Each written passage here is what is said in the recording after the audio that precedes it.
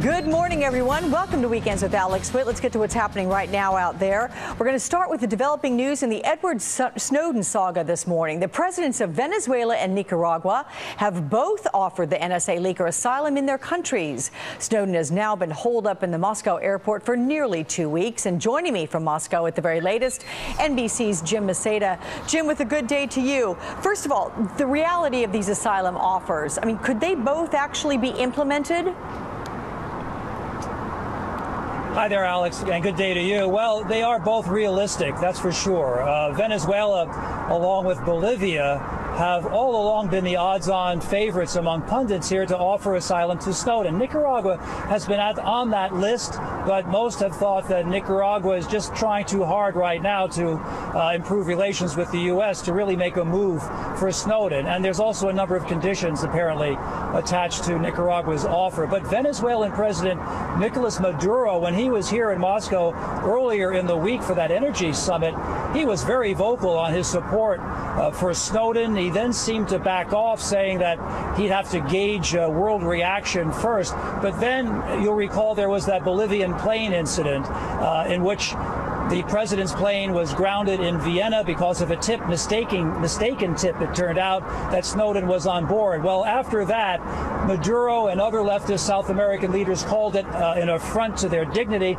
So really, we can interpret this offer for asylum from Maduro as an act of defiance against America, and something he'll likely carry through. That said, Alex, Venezuela does have an extradition treaty with the U.S., and we understand that Washington has already requested that Venezuela arrest and hand over Snowden if he either lands in or transits through Venezuela. Alex? Okay, so let's say that he does get asylum from one of these two countries. Is there a sense, Jim, that Russia will help Snowden get to one of those countries, if for no other reason than to make him someone else's problem?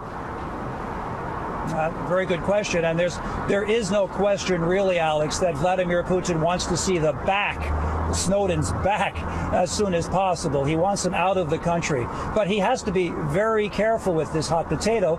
You know, the old cliche is he doesn't want to burn himself.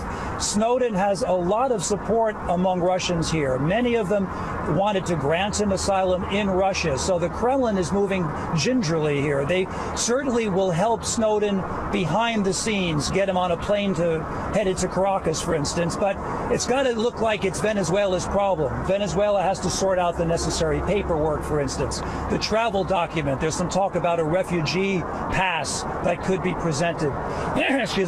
given to him by the Venezuelan government. Putin wants to appear to be neutral in this, and it's for political reasons.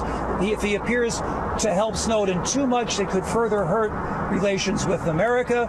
Not helping him enough could hurt his stand with the Russian public. So that's really why Snowden's been such a headache for Vladimir Putin. Alex? Okay, Jim Maceda there in Moscow with the latest. Thank you so much for that. We're going to go from Moscow now to Washington and the White House. NBC's Kristen Welker is standing by with more on this. So first up, Kristen, any reaction from the White House?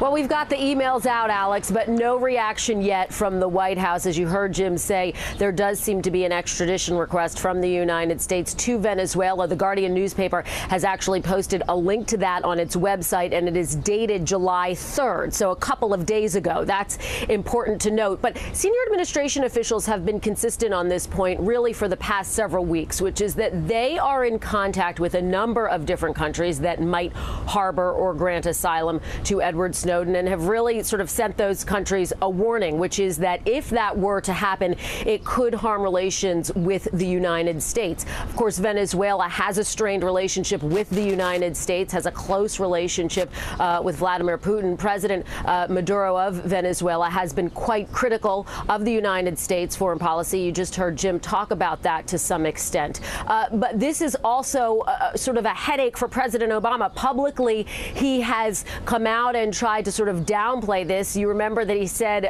a little while ago, Alex, several days ago, that he wasn't going to scramble a bunch of jets to get a 29-year-old back. But behind the scenes, there is certainly a lot of maneuvering going on, trying to get Edward Snowden back. A lot of critics on Capitol Hill who've questioned the administration's handling of this, who've said that this makes President Obama and this administration look weak on the world stage. And then you have the other side of it, which are the people who say that Edward Snowden should not be criminalized. 128,000 people have taken to the White House website, basically saying that Edward Snowden should be freed. So this is a tough situation for the White House, but no reaction yet.